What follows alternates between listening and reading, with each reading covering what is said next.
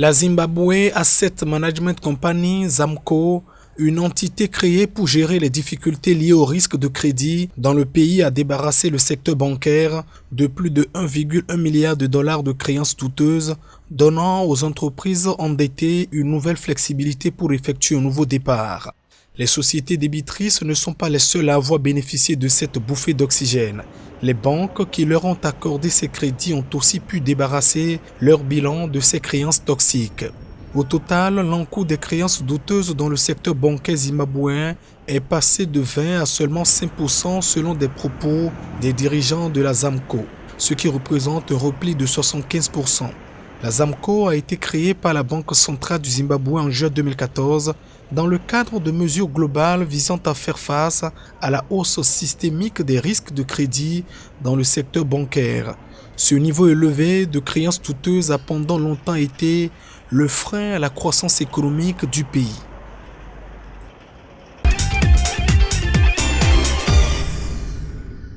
Environ 142 millions de dollars, c'est le montant d'un soutien financier accordé à la République démocratique du Congo par le Conseil d'administration de la Banque africaine de développement au titre du programme d'appui budgétaire en réponse à la crise de Covid-19.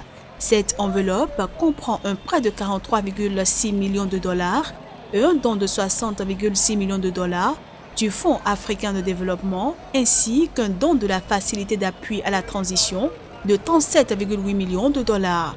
Cet appui permettra surtout d'atténuer l'impact économique du coronavirus afin de favoriser la relance du pays. Il est également destiné à appuyer la République démocratique du Congo dans sa riposte contre le nouveau coronavirus.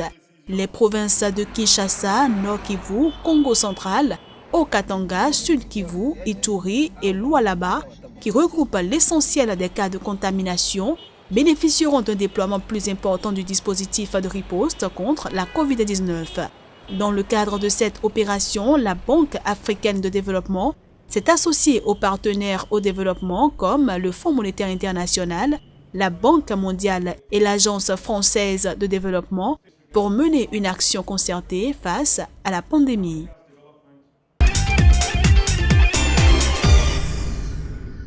Les acteurs de l'industrie de la volaille en Afrique du Sud ne ménagent pas leurs efforts pour sa relance.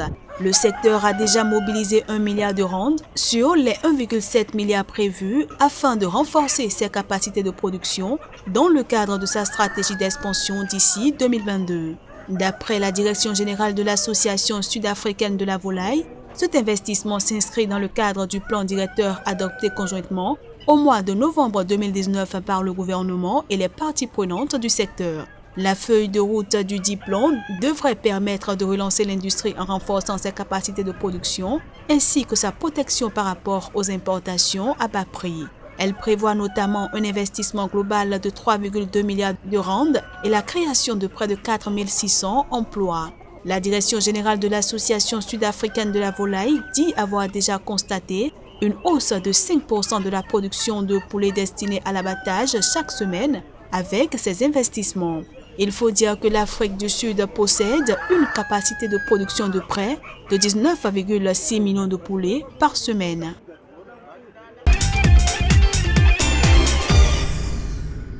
Le document portant réforme du secteur pétrolier envoyé au Sénat par le président nigérian Muhammadu Buhari prévoit la privatisation de la société publique du pétrole, la modification des redevances sur les eaux profondes et la suppression des principaux organismes de réglementation au profit de nouvelles institutions.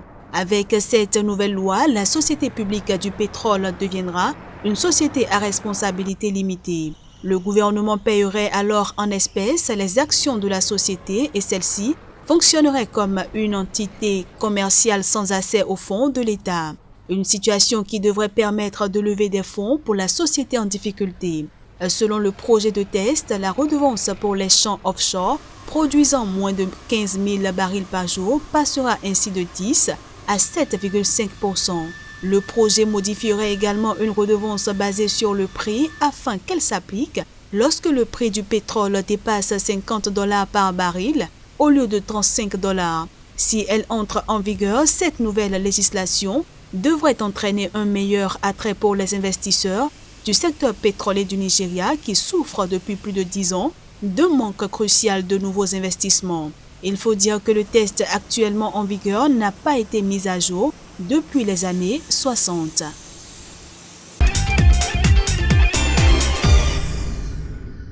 Environ 142 millions de dollars, c'est le montant d'un soutien financier accordé à la République démocratique du Congo par le conseil d'administration de la Banque africaine de développement au titre du programme d'appui budgétaire en réponse à la crise de Covid-19. Cette enveloppe comprend un prêt de 43,6 millions de dollars et un don de 60,6 millions de dollars du Fonds africain de développement ainsi qu'un don de la facilité d'appui à la transition de 37,8 millions de dollars. Cet appui permettra surtout d'atténuer l'impact économique du coronavirus afin de favoriser la relance du pays. Il est également destiné à appuyer la République démocratique du Congo dans sa riposte contre le nouveau coronavirus.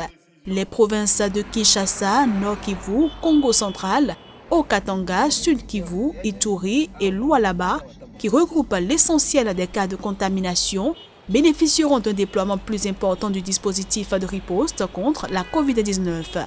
Dans le cadre de cette opération, la Banque africaine de développement s'est associée aux partenaires au développement comme le Fonds monétaire international, la Banque mondiale et l'Agence française de développement pour mener une action concertée face à la pandémie.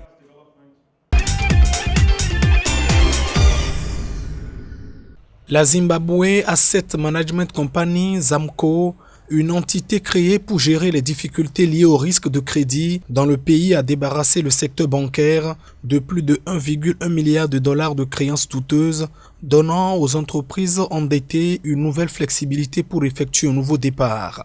Les sociétés débitrices ne sont pas les seules à avoir bénéficié de cette bouffée d'oxygène. Les banques qui leur ont accordé ces crédits ont aussi pu débarrasser leur bilan de ces créances toxiques.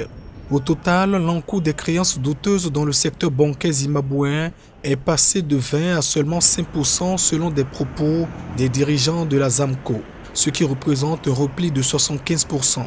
La ZAMCO a été créée par la Banque centrale du Zimbabwe en juin 2014 dans le cadre de mesures globales visant à faire face à la hausse systémique des risques de crédit dans le secteur bancaire.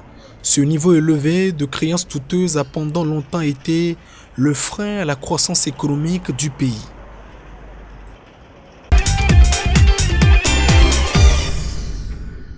À fin mars 2020, les gouvernements et les entreprises du monde ont massivement emprunté pour un montant total de 11 000 milliards de dollars.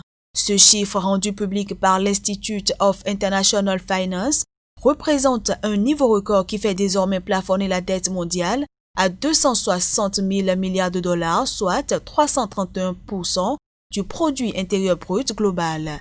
C'est en effet le niveau d'endettement sur produit intérieur brut le plus élevé qu'on n'a jamais eu dans le monde. Si les gouvernements du monde ont le plus contribué à la hausse de cette dette au second trimestre 2020, les entreprises ne sont pas en reste. La dette des sociétés non financières a atteint 75 500 milliards de dollars et celle des sociétés financières se rapproche des 64 000 milliards de dollars. Les économies dites matures sont celles qui ont le plus aggravé le passif mondial. Pour sa part, l'Afrique est à la traîne avec cependant des taux d'emprunts élevés.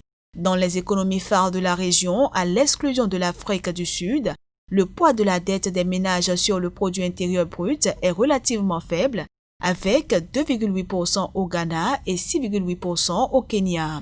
Seule l'Égypte affiche un ratio de dette publique sur produit intérieur brut de 85,4%. Les autres pays ont des ratios situés en dessous de 60% et la moyenne en Afrique subsaharienne n'est que de 42% selon le Fonds monétaire international.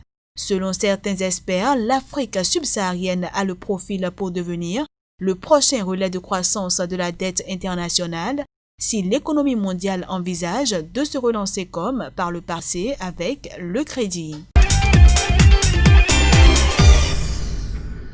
Les travaux de construction de 2 usines de transformation de cacao à Abidjan et à San Pedro ont été lancés en Côte d'Ivoire par le président Alassane Ouattara. Ce chantier sera piloté par le groupe agro-industriel chinois China Light Industry Design Engineering et devrait durer 24 mois. À terme, la Chine devrait absorber 40% de la production des usines. D'une capacité cumulée de 100 000 tonnes de fèves par an, ces unités qui seront implantées sur un terrain de 21 hectares devraient permettre d'accroître la valeur ajoutée dans la filière. La construction de ces deux usines fait partie d'un projet global de 216 milliards de francs CFA qui comprend aussi la construction de deux entrepôts de stock d'une capacité de 140 000 tonnes et de 160 000 tonnes respectivement sur les sites localisés à Abidjan et à San Pedro, ainsi que l'installation d'un centre de formation au métier du cacao, afin d'accroître la valeur ajoutée dans la filière cacao, véritable poumon de l'économie. Le gouvernement met en place une série d'initiatives. En avril dernier, l'exécutif avait déjà réduit à 25 millions de francs CFA contre 200 millions de francs CFA précédemment la caution pour l'agrément versée par les investisseurs intéressés par le segment de la transformation. Les ministres en charge des forêts, de l'industrie et de l'environnement d'Afrique centrale ont validé une décision portant interdiction d'exporter le bois sous forme de grumes par tous les pays du bassin du Congo à compter du 1er janvier 2022. Pour l'accompagnement de cette mesure, il a été décidé de créer des zones économiques spéciales pour installer des industries de transformation du bois. Les ministres ont également validé la décision portant création du Comité régional d'industrialisation durable de la filière bois dans le bassin du Congo, ainsi que le règlement portant développement des plantations forestières. À l'issue de cette réunion des ministres en charge des forêts, de l'industrie et de l'environnement d'Afrique centrale, il a été recommandé l'adoption de cette décision auprès du Conseil des ministres de l'Union économique d'Afrique centrale afin d'en faire des actes communautaires. À terme, la sous-région devrait parvenir à une fiscalité forestière harmonisée.